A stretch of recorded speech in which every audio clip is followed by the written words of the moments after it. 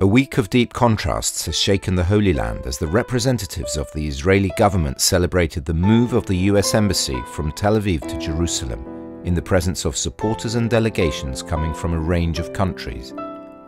The border with the Gaza Strip was home to violent clashes. Purtroppo è un ennesimo episodio di un lungo percorso di... Unfortunately, this is yet another episode in a long itinerary of hatred and violence which has brought about the death of almost 60 people and thousands of injured.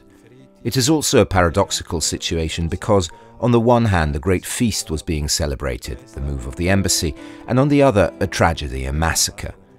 It is a snapshot which depicts well this paradoxical and tragic situation, betraying enormous alienation and the distance existing between the parties in this terrible and unending conflict. Enorme lontananza e distanza che c'è in questo terribile e interminabile conflitto.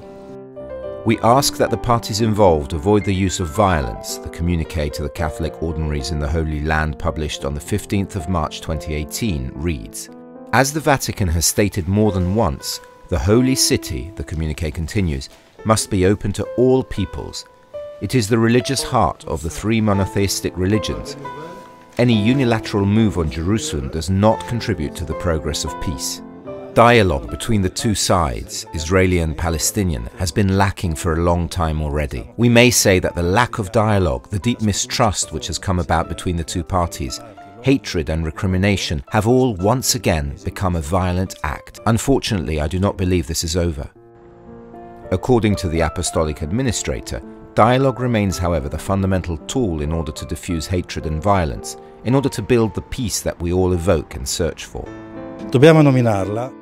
We should evoke it. However, we need to diffuse that blanket of rhetoric and mistrust existing around this word and bring it back to its real context. For us as believers, peace cannot be separate from what Jesus has done precisely here in Jerusalem. As a church, we have decided to pray at this time of preparation to Pentecost, to pray and fast for peace. Next Saturday, along with the diocese, we shall hold a prayer vigil for peace.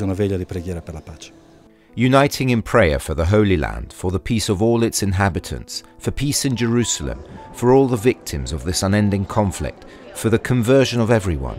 This is the appeal of Mgr Pizzaballa to the Christian community.